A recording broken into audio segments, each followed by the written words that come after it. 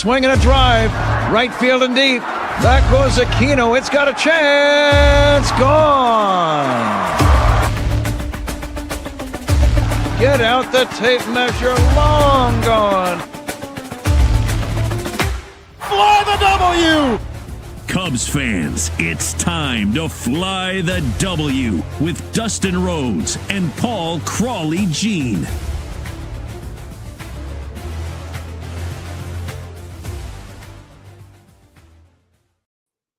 You are listening to the Fly the W podcast. This is episode 336, the 2026 Cubs pitchers and catchers report.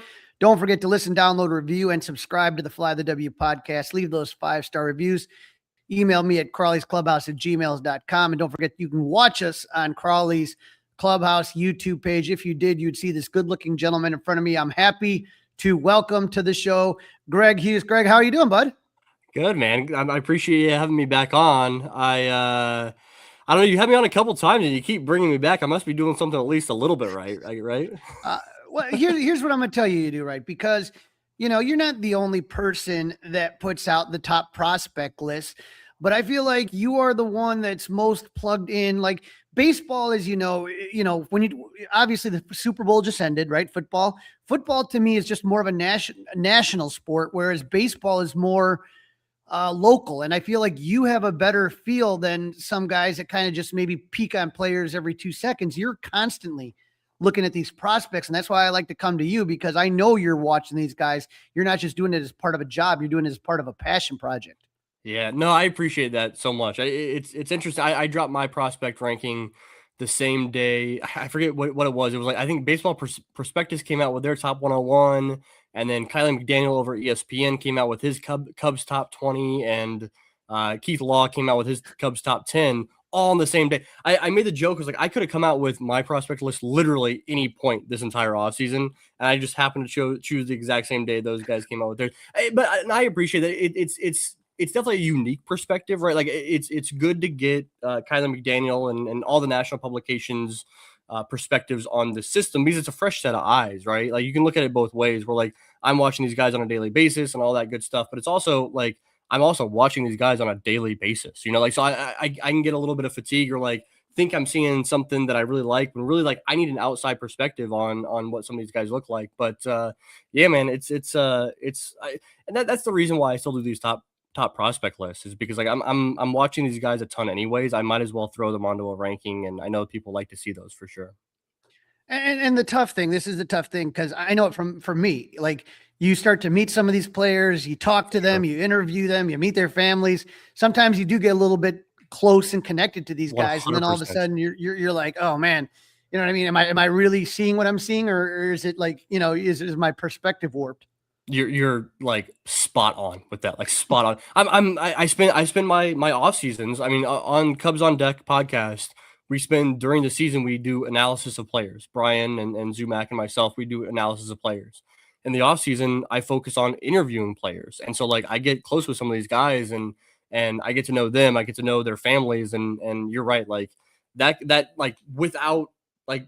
Absolutely, that's going to cloud some of my judgment on these players. Like I'm first to admit that, right? Is that I get to know these guys, and I want them to succeed. I'm rooting for these guys, not just like a pure like wear my Scouts hat, Right, and then it's, so like I'm like watching like Tyler Schlafer making his comeback, but like he was the first guy I ever interviewed on Fly the W, like in 2021, 2022, something like that. And all of a sudden, it's like you're just rooting for some of these guys, and but again. I think the difference when you watch like a Major League Baseball game and you hear a local broadcaster versus a national guy. You know what I mean? It's just, there is a difference sometimes. And I can't remember who it was, what national broadcaster was talking about Albert Almora's speed. And I remember doing like a double take. I'm like, wait, what? Albert Almora's got speed since when? It's just one of those things. So that's why I like what you do. The other thing that you do is the way that you kind of simplify things to different players, because, not every player is going to as a PCA. It doesn't mean that they're not equal to the organization. Yeah, sorry, you were breaking up a little bit on your end. What were you saying? Saying that another thing I like to do is you bring things up in years. Oh yeah. So that way, not every guy is going to be a PCA blue chip prospect, but that doesn't mean they don't have value in the system. Yeah, no, I think that like I typically it depends on how many tiers, it depends on the year, right? But I think that's important because a lot of times within those tiers, within those specific tiers, you can exchange players however you think is appropriate, right?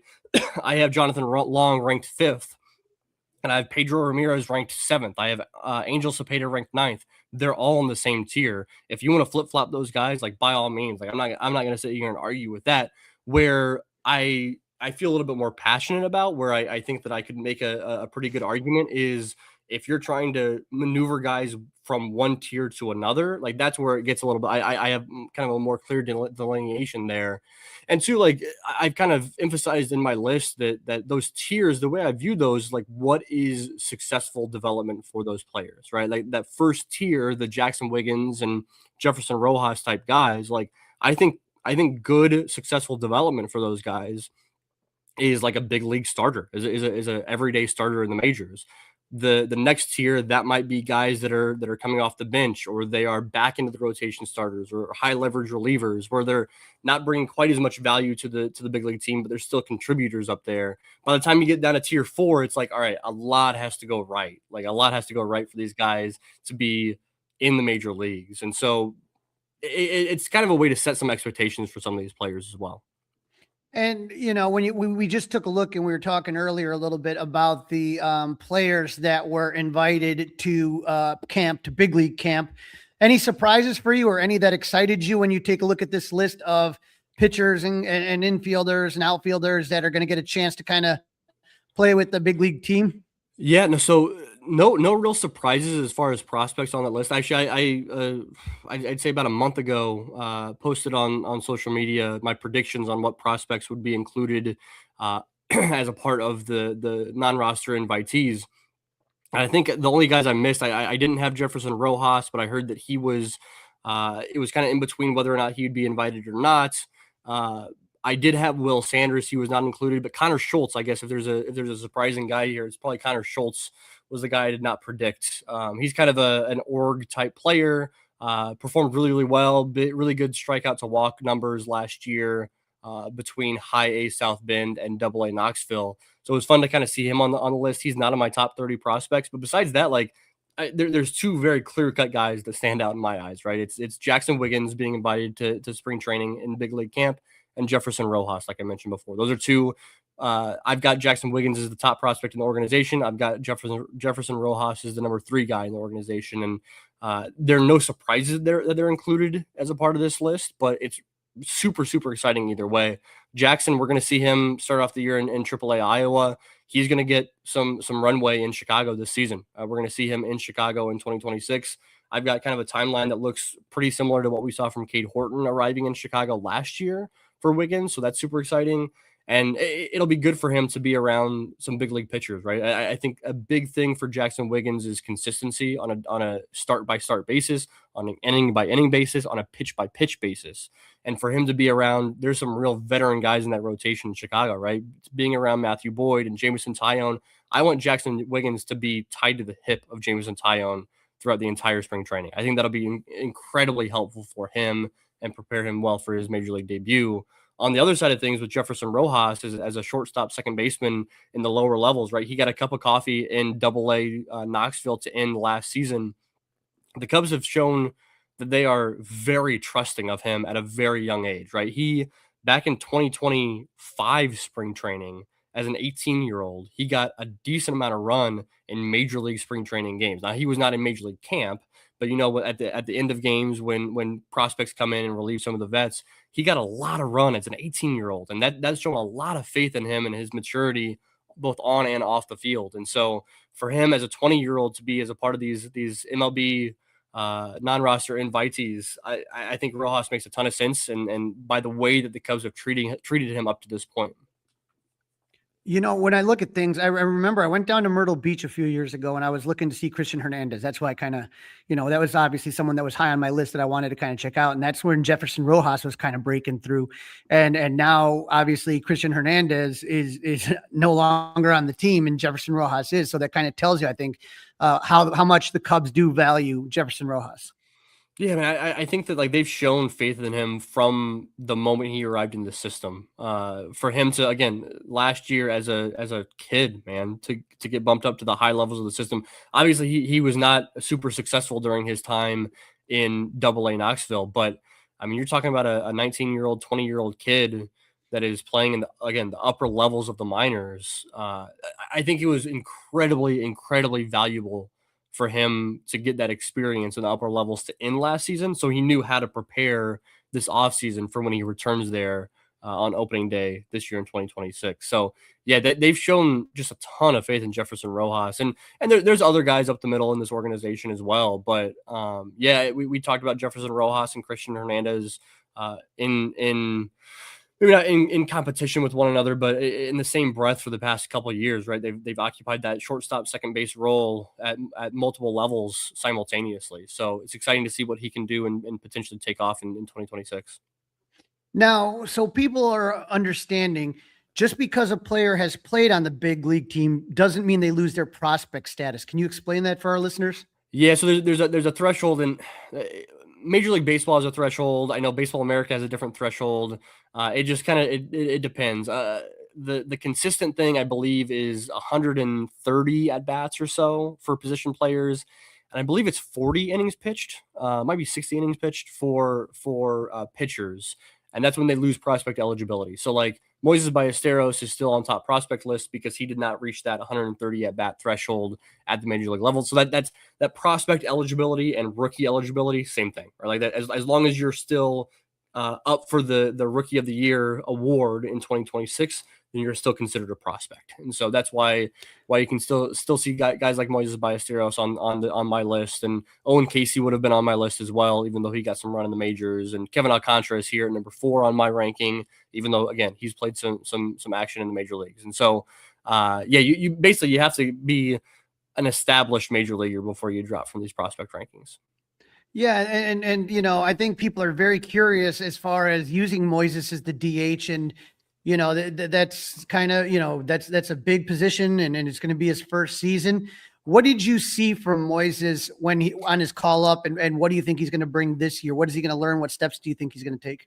Yeah, what I saw from Moises last year in Chicago was pretty much what I had seen every step of the way in the minor leagues, from low A Myrtle Beach all the way up through Triple A Iowa into the majors. Like he looks like the same hitter. He is one of the most natural hitters that I've covered in my decade plus of covering prospects in this farm system. It's just it's we're not talking a guy that is going to produce 35 home runs in a year, but just a crazy ability to put bat on ball, and not only put bat on ball and but do so by finding the barrel and hitting the ball hard, right? You mentioned Albert Almora earlier, right? Like he was a guy who could put bat on ball. Like he knew how to make contact, but it was always super weak contact on the ground. Moises Ballesteros does a really good job of making that contact, low swing strike, low whiffs, low strikeout numbers, stuff like that. But he's also putting the barrel on the ball and making good quality contact. And so he's one of those guys. I don't think that he will experience a ton of growing pains, and even when he does experience those growing pains, I think that he can find other ways to maybe get on base. Moises is not a huge like 15% walk rate in the minor leagues. Like he's hovering right around 10% walk rate, which is not super high for minor league baseball. But I think that when push comes to shove, when he's going to be in slumps of the major leagues, I think that he might find ways to get on base and produce in other ways, even when he's not hitting. So yeah, I'm not going to sit here and say he's slump proof. That's not like that. He's going to experience some growing pains. They just might be a little bit less than a guy like Kevin Alcantara or Owen Casey, who experience high strikeout rates and have to adjust in a huge way to the major leagues. And you mentioned Kevin Alcantara, and I love that line you put in there. Nelson Velasquez gave a better way to a version of himself in Alex Canario, and Canario gave way to a better version of himself in Alcantara. You know, I know with Kevin, long, lanky body, a lot of, you know, question about whether he can, you know, the swing and miss kind of stuff. But, you know, you're taking a look in it, obviously, you know, you keep an eye on 2027. Ian Happ, his contract is done. Does he get extended, or is this, you know, especially with Owen Casey gone, does Kevin Alcantara get a chance to try to win that job? Yeah, I mean, this is an incredibly important year for Kevin Alcantara, like an incredibly important. It is the range of potential outcomes for Kevin Alcantara by the end of this season is outrageous, right? Like we're looking at a guy. This is his last option year, the last year he can be sent down to AAA, and so because of that, if he struggles this season, we're looking at a guy that is probably DFA'd going into 2027. Like he won't be on this roster in 2027 because he's out of options. They can't. There's just not an option for him to be flexible on this roster. Now, on the other end of the spectrum, if he proves himself really well, if he starts to limit that chase on sliders out of the zone, if he succeeds, if he kills the ball in AAA, if he carves out a role as a bench player, if he fills in as an injury replacement in Chicago, whatever that role, if he succeeds in that, then you're looking at a potential starting right fielder, left fielder, wherever it might be for the Chicago Cubs in 2027. So that is just like, that's an outrageous like realm of possibilities for Kevin Alcantara, and it's going to be entirely dependent. Like up to this point, we've been just so hopeful of what Kevin Alcantara could be, and this year it can't be what he could be. It has to be what he currently is on the field and how he's performing. And that's the thing is you mentioned in here, you know what to expect: a slow start followed by a red hot summer, lots of hard hit balls. But a lot of times I feel like, and I've talked to a lot of the different guys covering the different broadcasters covering the minor leagues. You got Myrtle Beach, which is nice and warm, and then all of a sudden you got Knoxville, not too bad. But South Bend and Iowa get those cold Aprils that we're used to.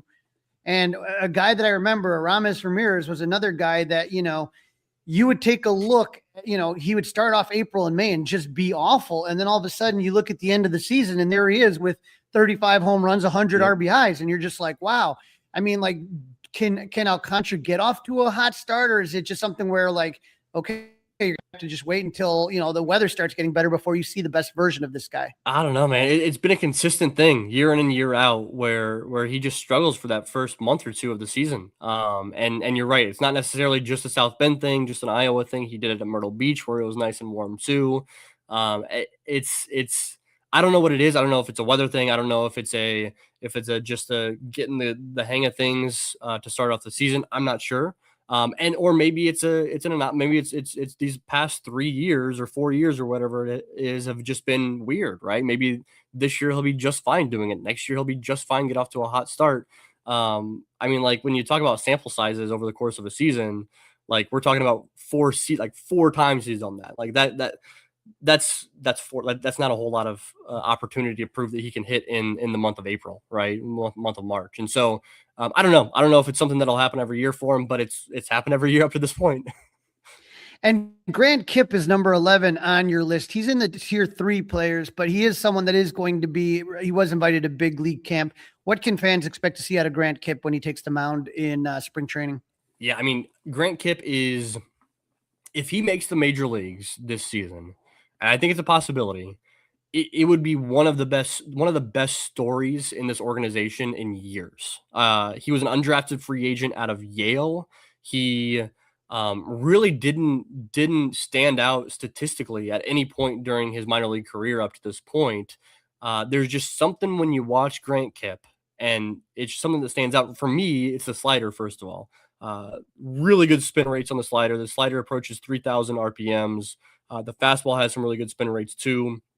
He gets a lot of swings and misses from batters that you can see that on a daily basis. Even if that ERA number is not the prettiest thing in the world, I think that Grant Kipp is a super exciting player. And so, again, kind of like Kevin Alcantara, where we're not sure where he will be at the end of the season in terms of like DFA all the way to starter in the big leagues. Grant Kipp could be a variety of different finishes this season too, where we could see him in the Chicago bullpen. We could see him worked as a starter throughout the entire year. He could be a single inning reliever. He could be a multi-inning reliever. He'll probably start this year in Double-A Knoxville. And so there's just so many different outcomes. He's already 26 years old, I believe Grant Kipp is.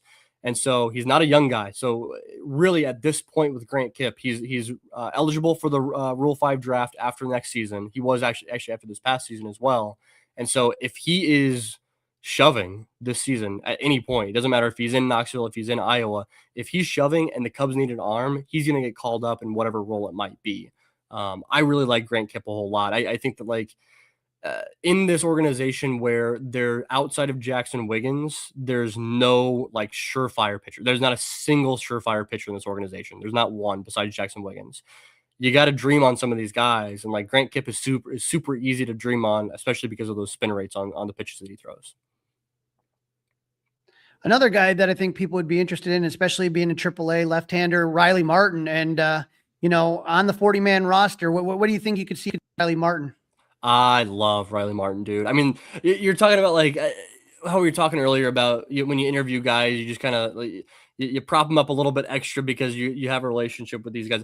When I interviewed Riley Martin, he was the absolute best. You can go check that out. That was last offseason I interviewed Riley Martin. He's a D2 arm. He played at Quincy University in the GLVC in Division II baseball.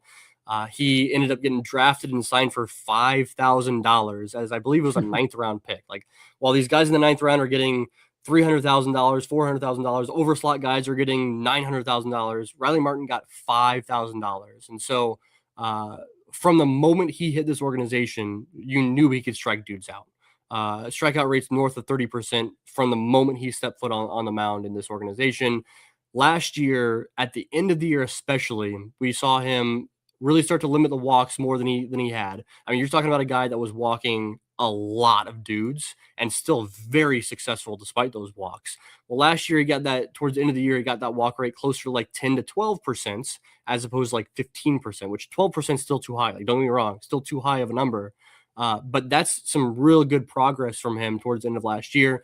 But the thing that stood out to me the most was not only was he walking fewer guys, but that also coincided with an uptick in the stuff. The fastball bumped up. You saw more 97s on the gun instead of 94. You saw the curveball ramp up a little bit in terms of velo while maintaining some of that really good break on it. And so, like, typically you see either stuff go up and walks go up, or stuff go down and walks go down. He saw the stuff get better and the walks get better in terms of that number going down quite a bit. That's unique. It earned him a spot on the 40-man roster this offseason, obviously. And the Cubs don't have a whole lot of lefties just lying around in this bullpen, whether it's major league level or the minor league level. And so for him to be a lefty already on the 40-man roster, I think it is a really good shot that we see him in Chicago. And we've also seen one last thing I'll add with Riley is that we've seen guys go from the minor leagues in AAA or AA, walking a lot of dudes, called up and actually seen their walk rate go down at the major league level. Porter Hodge was a really good example of that back in 2024. He was walking everybody and their mother back in the minor leagues. And then he came up in 2024 and the walk rate just evaporated. I know like last year, Porter didn't have a great season, but that was super unique. That's something we've seen before. I'm hoping we see that with Riley Martin as well. Now we have a commenter here who asks, this is Rich BB Photog. Sounds familiar. How come Chesney Young is no longer in Greg's top 30?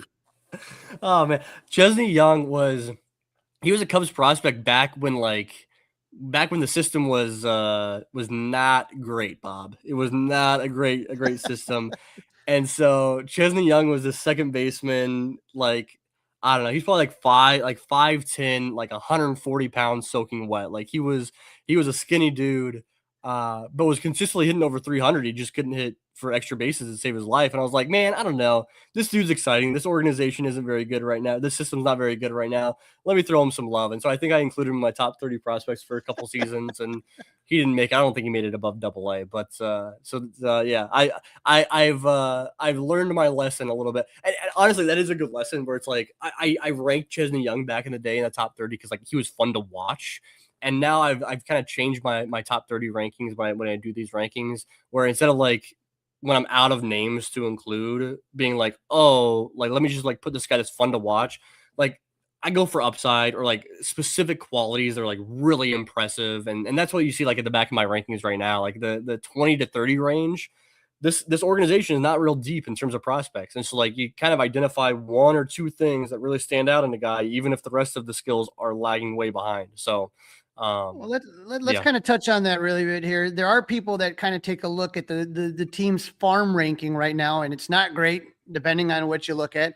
But I mean, that's also happened sometimes when you have a lot of people that do graduate and are now on your big league team, or you've traded a bunch of guys to get Kyle Tucker or other players, etc. So I think people, when you see that, there's kind of a knee-jerk reaction, but that doesn't mean that the that it's in bad shape. It just means, talent is graduated, and you got to hope that other guys kind of come up, and you keep looking at, the drafts every year. I mean, I felt like 2025 was a pretty good draft. I don't know. Yeah, no, so I added a little caveat at the back end of my article where I ranked my top 30 prospects, and basically what I said was like, I don't think that this development system is bad. Like, the system is not great right now. Like, you look at the ESPNs and the Athletic and stuff like that, and they have the system ranked around like 21, 22. In all of baseball, I'd argue it's probably worse than that. Like, once Moises Ballesteros graduates, which will be very, very soon, and then Jackson Wiggins graduates at the halfway point of the season, Kevin Alcantara might graduate. Like, you're looking at a system that is in rough shape. Like you're talking like 2018 levels of bad in the system, but that doesn't mean that the development system is bad. It just means that there's no prospects down that are great, like top 100 type prospects. And the reason why I say that is because you're right. Like, the Cubs have graduated Matt Shaw, they've graduated Cade Horton, they've graduated some top prospects from the organization. And they've also traded some products, like trading Cam Smith for Kyle Tucker, trading Owen Casey for Edward Cabrera. Like, those are top 100 prospects you traded. But what stands out to me more than any of that is they've also traded away a lot of depth in the organization. A lot of dudes that I'd have ranked in my top 30 right now if they were still around. You figured like Ty Johnson was a guy that was just, at the time, a lot of people thought it was just a throw-in for the Isaac Paredes trade. I, at the time, had him as a top 20 prospect in the organization. Right now, I'd have him clear cut as a second tier player, like top 10 player in this organization, easy. Ryan Gallagher was a guy that was traded away at this last offseason. Ivan Bredauer was a guy traded away. Christian Franklin was traded away. There's a lot of like guys, especially in that 10 to 30 range, that are prospects that are now no longer in the organization because they were used as trade bait.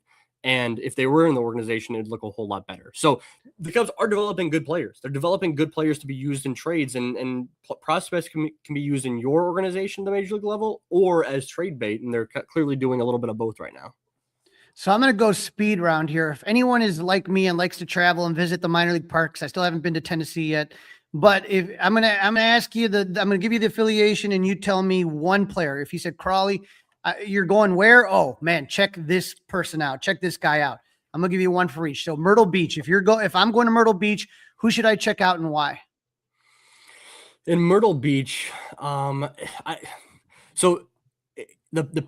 caveat this. The pitchers are kind of hard from last year's draft class are kind of hard to tell if they're going to start in Myrtle Beach or South Bend. If Pierce Capola and Eli Jerzenbeck are down in Myrtle Beach, those two guys in the rotation are fun guys to watch. Pierce Capola out of Florida last year. Eli Jerzenbeck, I think, was out of South Carolina. Both college arms, both really good. Pierce Capola ranked 24th in my ranking a couple weeks ago. I really like both those guys quite a bit. All right, now South Bend, not far from my house. High A. Who should I go check out at South Bend? Yeah, I mean, if you're looking for if you're looking for again last year's draft class, Ethan Conrad was the first round draft pick out of last year. Kane Kepley was a second round draft pick. I think both those guys. Conrad might start off the year in Myrtle Beach. We'll see. But if both those guys are in South Bend, I mean, you can't do a whole lot worse than the number 1 and 2 picks from last year's draft class. Both. Ethan Conrad, I did not rank in my top 30 because I limited it to guys that I've seen play with my own eyes in full season ball. Ethan Conrad obviously has not played yet. As soon as he takes the field, he's going to be a top 4 prospect in this organization. He's worth the watch. Kane Kepley, on the other hand, is a top 10 prospect in the organization for me, but he plays with his hair on fire. He runs into walls. He steals all the bases. He's dirty all the time. He is a incredibly entertaining player to watch, but also pretty damn good too. All right. I have not been to Knoxville yet. Second year in Knoxville, new stadium. Well, who should I go check out if I'm going to Knoxville? Yeah, I mean, Jefferson Rojas is the guy, right? I mentioned earlier that the cup of coffee last year in Knoxville did not go well, but if you go back to 2024, he ended the end of that season in South Bend and struggled. He went back to South Bend in 2025 and killed it. So if he continues with that trend after last year, then he should go back to Knoxville this year, kill it in preparation for his cup of coffee at the end of the year up in Iowa. So Jefferson Rojas, I mean, he is the guy One other guy that I got to squeeze in here somehow. I always got to squeeze him in. Nick Dean is someone that I really like. Nick Dean. I have him ranked 13th in the organization. I do think that he'll be back in the rotation in Knoxville. He spent last year in Knoxville. I think he'll be there. I think I mentioned in the article that he is. I've never come away so impressed with a guy with a 5.5 ERA as I am with Nick Dean. He led the organization in strikeout to walk ratio, better than Jackson Wiggins. Racked up a ton of swinging strikes. The changeup is big league ready. I think Nick Dean, despite that 5.5 ERA, I think that like he got hit with a lot of bad luck back in 2025. He's a guy to watch this year. All right, and if I head over to AAA Iowa, yeah, I mean, I think Jackson Wiggins is the guy, right? Like, if you're looking for a pitcher, it's Jackson Wiggins. He is appointment television. He's appointment viewing. If you're in Des Moines, you got to go to a Jackson Wiggins start because it's impressive. It's a different kind of impressive than Cade Horton. Cade Horton, wildly impressive in the minors. Like, obviously had a great year in the majors. It's just like it's that country hardball that Jackson Wiggins has that like he's just consistently popping 99, 100 on the gun and like just wildly entertaining. On the hitting side of things, if I can throw somebody out there, I don't know. I'm curious about James Triantos and Pedro Ramirez, both like similar style of players to a certain degree. Both added the 40-man roster this season. I can't imagine a scenario where the Cubs are still holding on to James Triantos and Pedro Ramirez come 2027 if they're both just kind of like merely good. I think that like they're similar enough as players. Like one of them is probably going to take off and one of them is not. I'm just not sure who it's going to be. And so keep an eye on Triantos and Pedro. And when you talk about Wiggins, and you talk about the heat, it's just something that you keep seeing more and more coming out of the minors, whether you're talking about Hunter Green or, whether you're talking about guys like Mizorowski or you're talking about Paul Skeens. It's just like there's a lot of these guys in the NL Central, and so it would definitely be nice to have a guy that just, looks like that. So I appreciate you giving me these tips. Tell our listeners where they can find your list, your website, your socials, so that everyone can kind of be paying attention to what's going on in the minors this year. Yeah, no, for sure. I appreciate that. I've been writing a little bit more over at outofthevines.com. I've been posting stuff most weeks. I'll come out with something here or there. That's where you can find my top 30 prospect rankings over at outofthevines.com. I posted actually today as we're recording this on Tuesday. I dropped a new article talking about my BASH metric, where basically it's just it's an offensive metric to evaluate Cubs hitting prospects, and I detailed that. I gave a very long description on how I calculate that, and then I gave a leaderboard from last year where Moises Ballesteros is one of the top performers. Obviously, we knew that last season. So you can find that over at Out of the Vines. You can find the podcast, Cubs on Deck podcast, wherever you listen to podcasts, Apple, Spotify, iHeartRadio, all that good stuff. And we are actually, with the podcast, we wrapped up the interview portion of the show this offseason. We are about to get into weekly episodes starting like next Tuesday. So we'll start off with some Cubs prospect fantasy drafts. We'll do some previews for each of the affiliates, and then we're getting into the weeds, man. We're talking prospects all season long. So Cubs on Deck podcast is where you can find me and my co-hosts. All right, Greg, great to see you. And I hope to bump into you somewhere along the affiliate trail, right? Absolutely. I appreciate it, Crawly.